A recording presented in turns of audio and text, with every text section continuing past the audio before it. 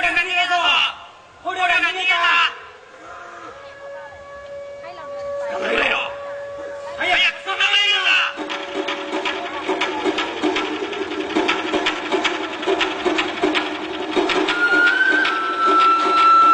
橋の上で一人見つけたぞ捕まえろ捕まえるな橋の方向に逃げてるやつ一人いるぞ足を入れ逃がすな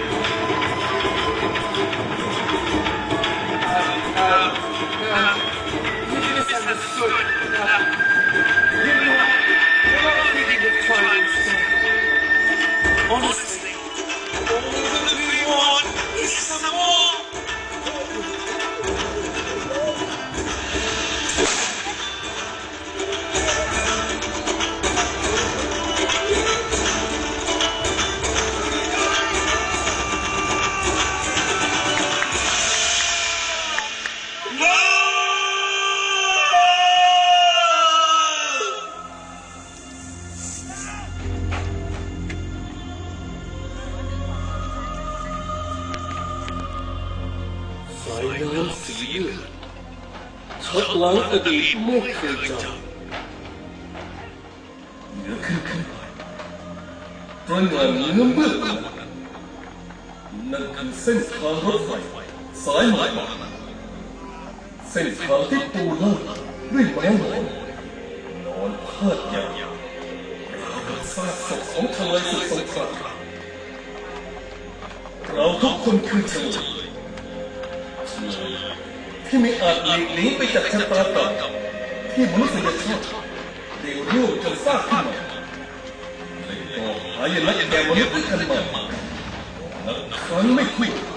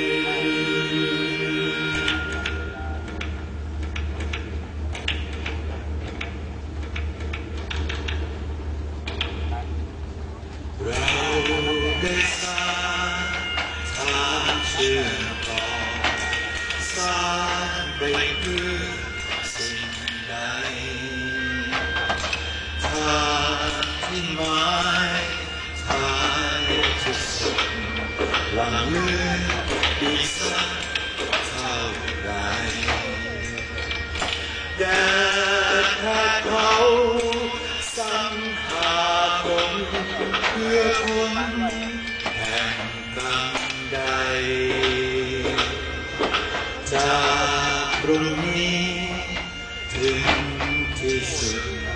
เราสร้างเราทำเพื่อใคร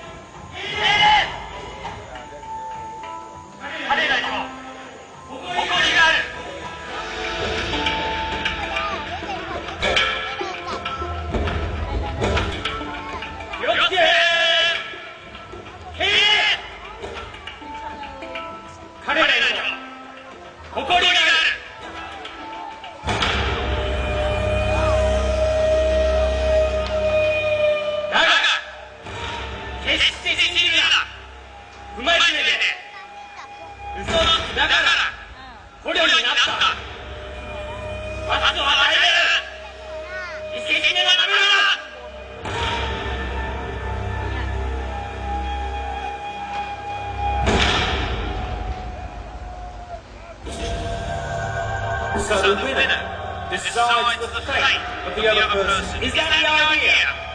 殺さなくてもよい。なぜなら負けた国は己を自ら殺す。Right, come on. If I die, my soul will no longer be your slave.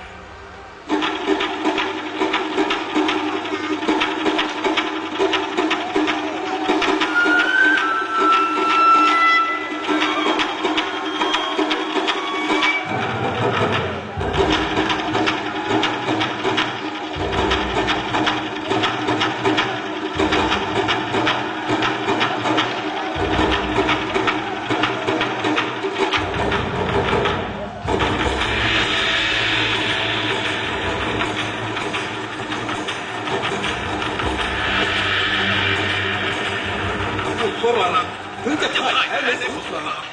รัฐบาลไทยเราก็ยอมขวางพวกญี่ปุ่นเลยอย่างนั้นสร้างสะพานผ่านดินแดนเรานี่เรายังจะยอมให้พวกเขามามัดมือมัดเท้าเห็นเราเป็นคนไม่มีทางสู้เหรอโอ้ย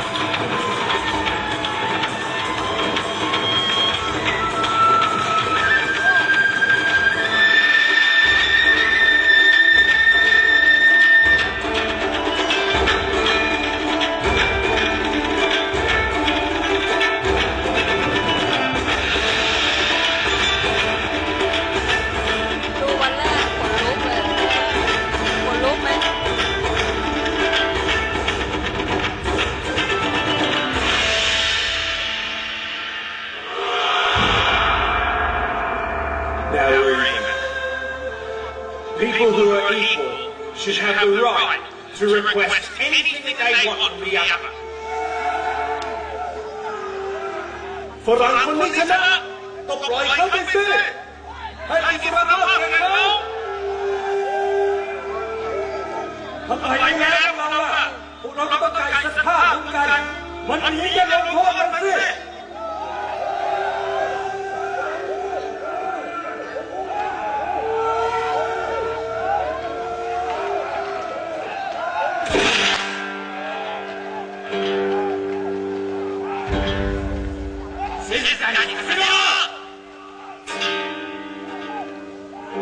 みんな分かっただろう。彼らが決めたのは実力がないからではない。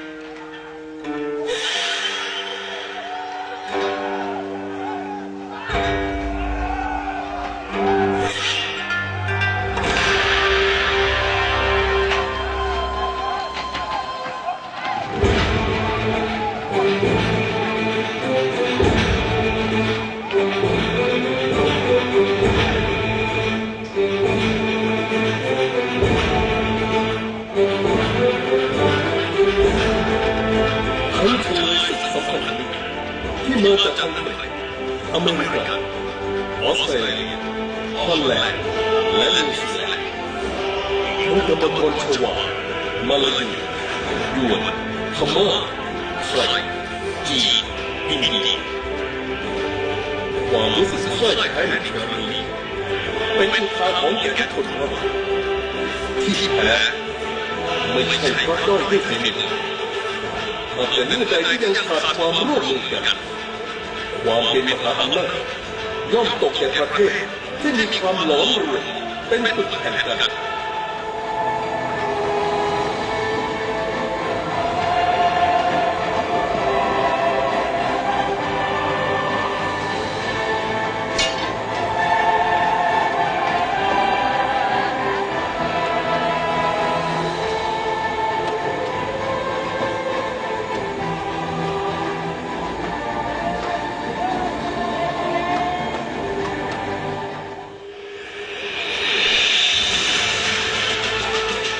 สงครามโลกครั้งที่สอง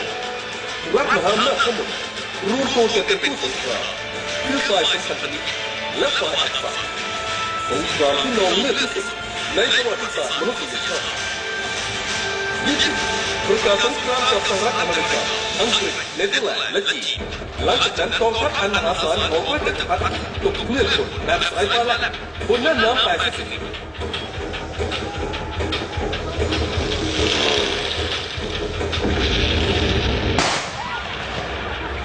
เขาที่จะชนะผมปีพุทธศักราช 1940 กองทัพญี่ปุ่นได้บุกเข้าตีฐานทัพของสหรัฐอเมริกาที่เกาะเพิร์ลฮาร์เบอร์เกาะเล็กๆในหมู่เกาะไฮวายอันเป็นฐานทัพใหญ่ของที่คุมกำลังหน้าถึงแปซิฟิกโดยที่สหรัฐเองไม่ทันตั้งตัว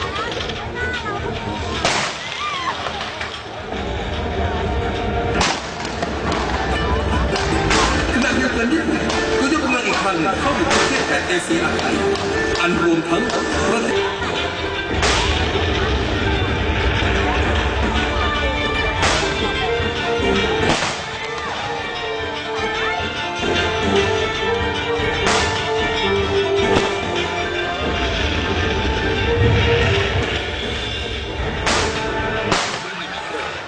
อย่าตกอยู่ในสงครามหากว่าเราจะย้อนเวลาวันวานกลับไปนับวันที่ชนชาติผู้รักความสงบอย่างประเทศไทยต้องก้าวเข้าสู่สงครามที่คนไทยไม่อาจเลือกข้ามได้นอกจากการยอมจำนนให้กองทัพญี่ปุ่นยากวางทัพเข้ามาทุกเกณฑ์เลยสร้างทางรถไฟจากบ้านโป่งเรื่อยไปตามลำน้ำแควผ่านด่านเจดีย์สามองค์ไปจนสุดท้ายณประเทศพม่าประเทศไทยจึงเป็นจุดยุทธศาสตร์สำคัญในภูมิภาคนี้ที่ญี่ปุ่นเฝ้ามองและวางแผนยุทธวิธีที่จะบุกเข้ายึดใช้เป็นฐานที่ตั้งกองทัพใหญ่ส่งกองทัพเข้ารุกรานประเทศโดยรอบอาทิประเทศพม่ามาลายูสิงคโปร์สุมาตราชวาท ลยศึกมากกว่า50,000 คนถูกส่งมาที่จังหวัดกาญจนบุรีตั้งแต่เดือนตุลาคมพุทธศักราช 2485 โดยทางรถไฟอย่างต่อเนื่อง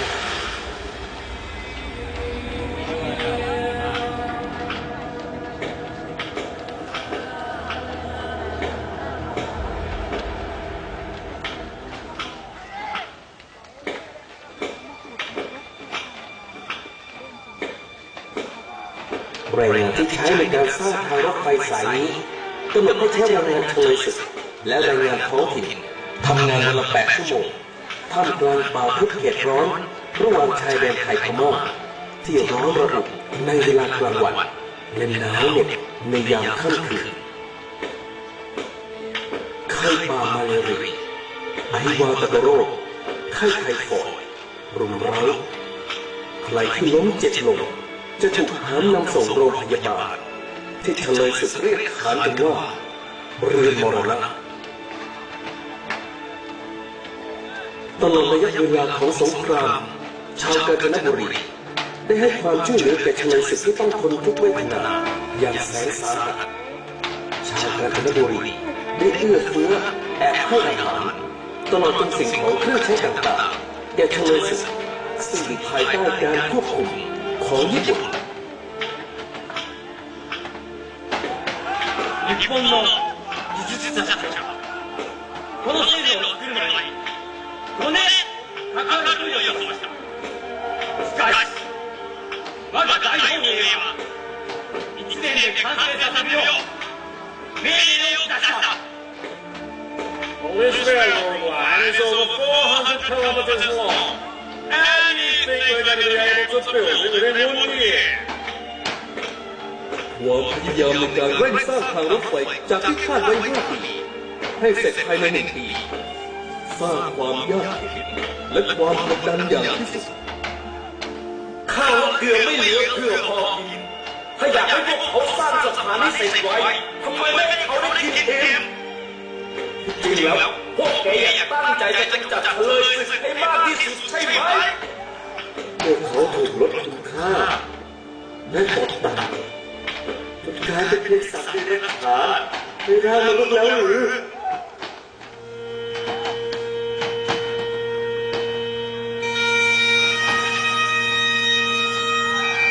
やめろ！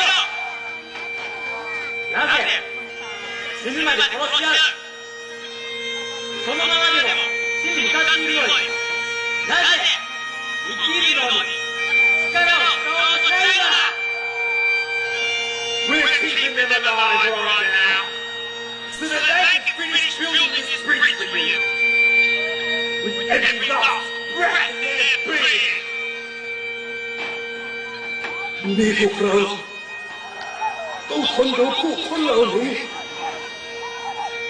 เฉลยศึกเหล่านี้ตายลงบนพื้นแผ่นดินไทยไปอีกเท่าไหร่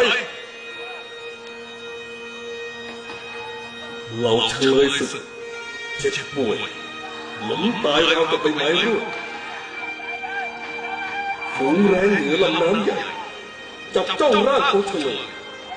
ที่ดูราวกับผีดิบที่ยังคงสร้างทางรถไฟสายมรณะต่อไปในขณะที่เรือพยาบาลมีแต่ซากคนเจ็บนอนตายเกลื่อนศพแล้วศพเล่า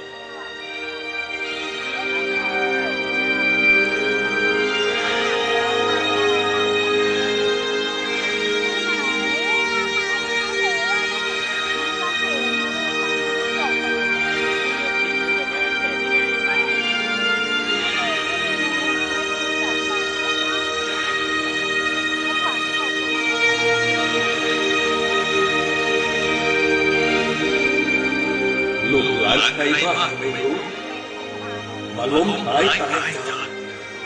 ในที่ที่ไม่ใช่บ้านของตนเองตายไปแล้วอย่าปล่อยไว้อย่างนี้เลยช่วยกันเผาเถอะพลังทำให้เผาศพ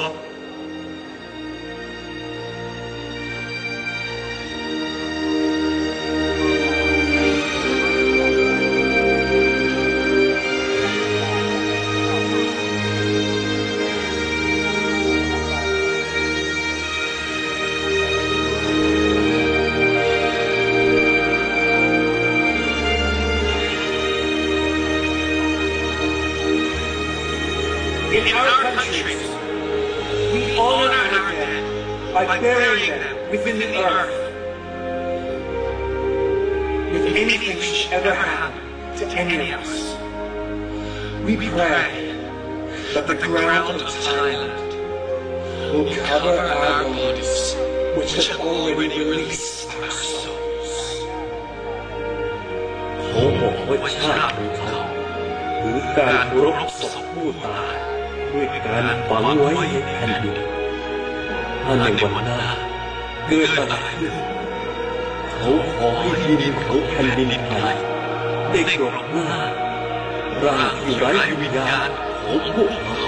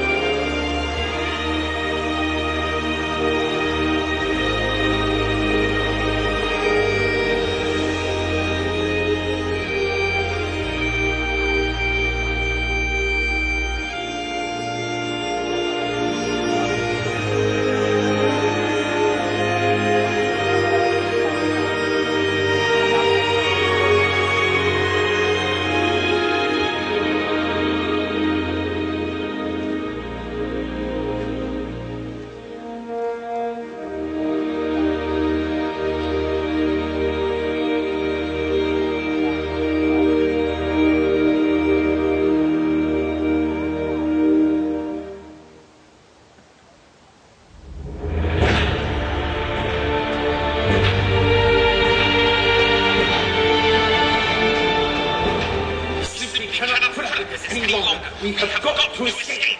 We must escape from here. We've got to get over here. We've got to escape.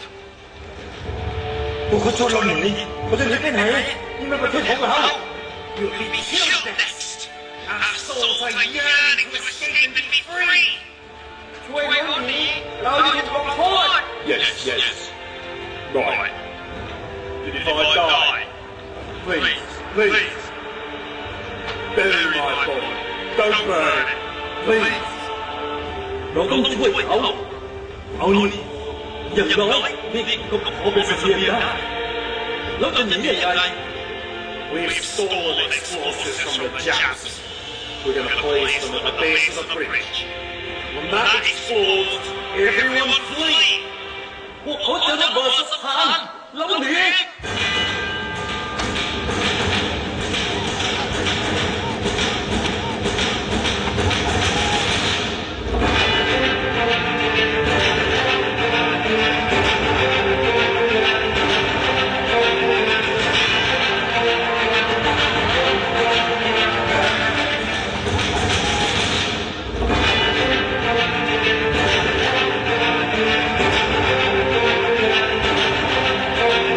We've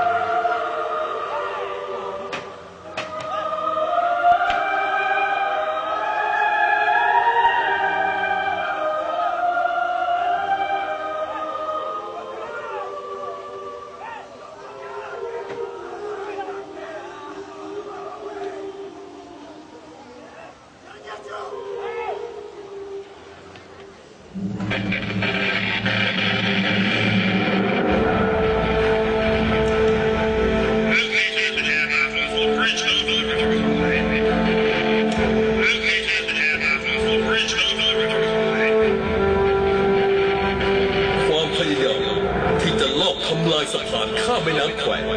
เกิดขึ้นมาโดยตลอดเพื่อการตัดเส้นทางลำเลียงอาวุธและกองกำลังทหารญี่ปุ่นสู่การแสดงแสนยานุภาพอันจะนำมาซึ่งความหายนะจากสงครามของกลุ่มประเทศในภาคพื้นเอเชียวันที่ 25 ธันวาคม พุทธศักราช 2480 สะพานรถไฟสายมรณะสร้างเสร็จสิ้นท่ามกลางการเฉลิมฉลองการเปิดสะพานของญี่ปุ่นในเงามืดของแสงสว่างที่ส่องสะท้อนใบหน้าของเฉลิมศรีพวกเขาเสียใจและเฝ้าโทษตัวเองที่มีส่วนสร้างมันเส้นทางสายมรณะที่กำลังเปิดให้ขบวนรถไฟแห่งความตายและคือการเปิดอีกหน้าของสงคราม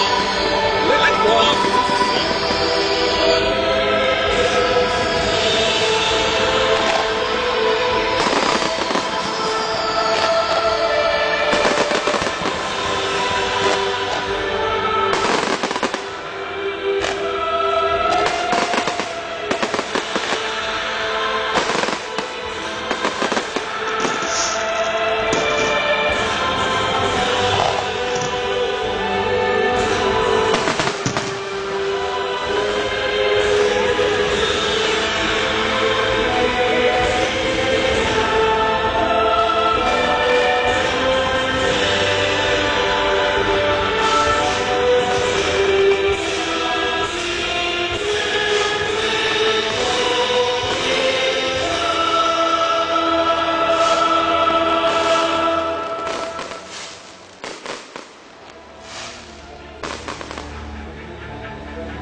28 พฤศจิกายน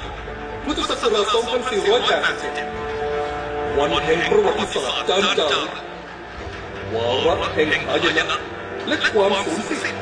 ของเส้นทางที่ถูกสร้างขึ้นเส้นทางสายมรณะ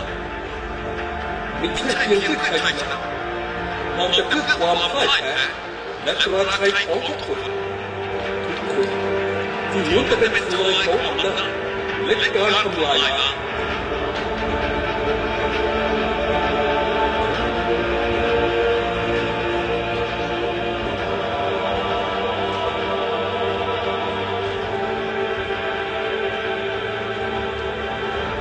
情報によると武器を輸送した列車が来るぞ You are forces surrendering in. We already have our soldiers coming to destroy this bridge.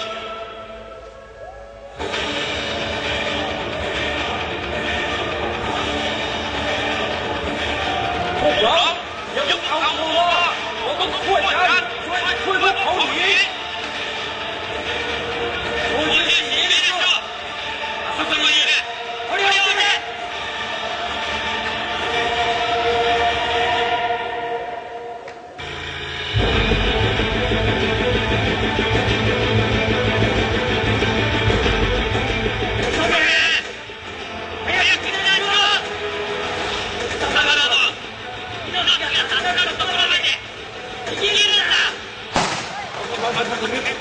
สัญญาณที่สื่อสารญี่ปุ่นแล้ว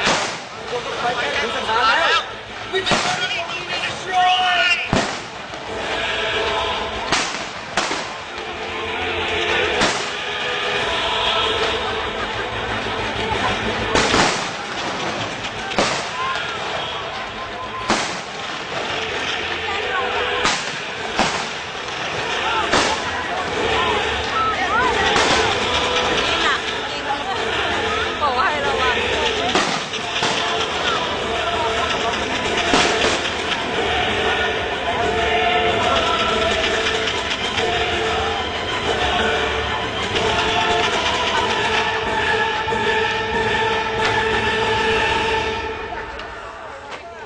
情報によると敵の戦闘機が線路を爆撃するそうです全兵士不在列車を線路から遠ざけるんだ They're gonna attack the bridge!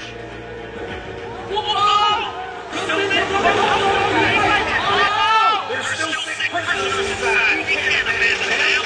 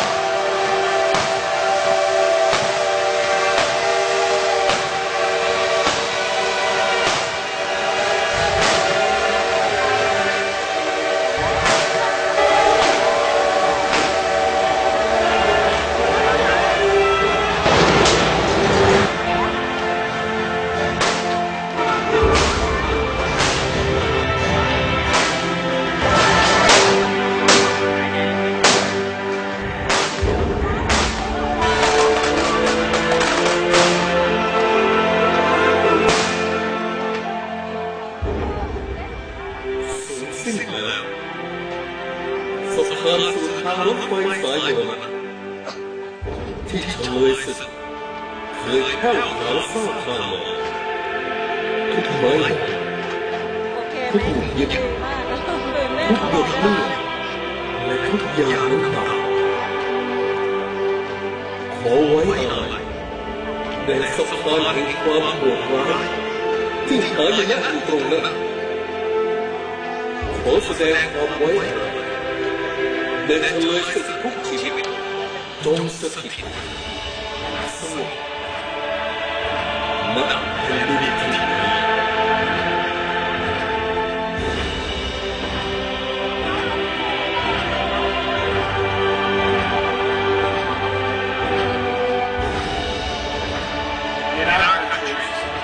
We honor our dead by burying them within the earth. Should the day ever come that something happens to one of us, we pray that the ground of Thailand will cover our bodies, which have already freed our souls. ข้าของไทย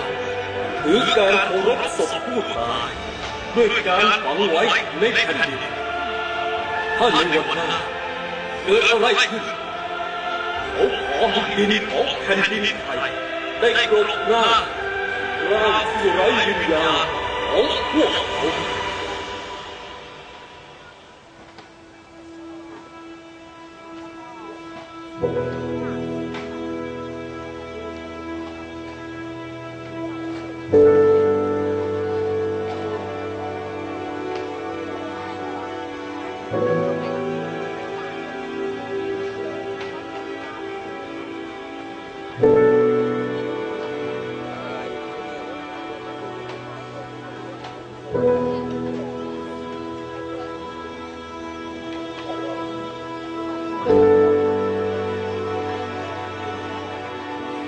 เราทุกคน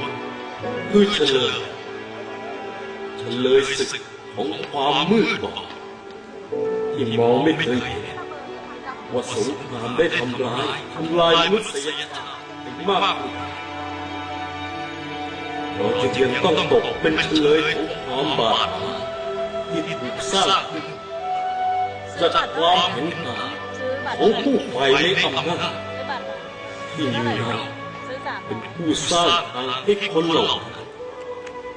ได้ใช้สงครามสร้างหายนะไว้รอทุกคนณจุดหมายปลายทางเขาไม่เห็นสะพานอย่างนี้ด้วยเพราะเขาอยู่ตรงหยุดเถิดจงหยุดสร้างหนทางแห่งหายนะข้างสะพานน่ะมันก็เลยไม่เห็นยาวๆปีแรกก็เขาฝั่งนี้เนาะจงหยุดสร้าง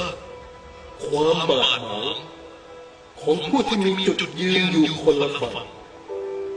จงสร้างสะพานสมานมิตรภาพเพื่อเชื่อมสายสัมพันธ์ใหม่ในวันนี้วันที่เรา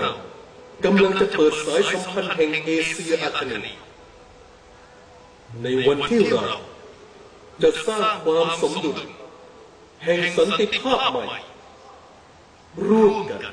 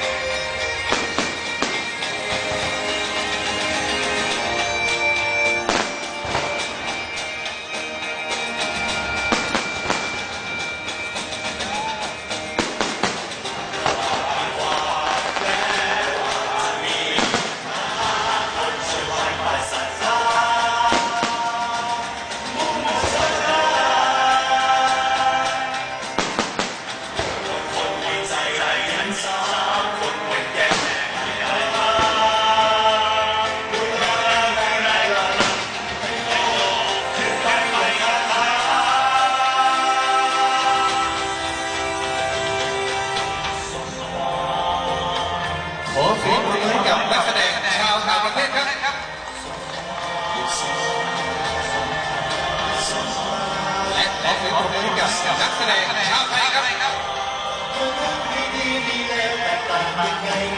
บ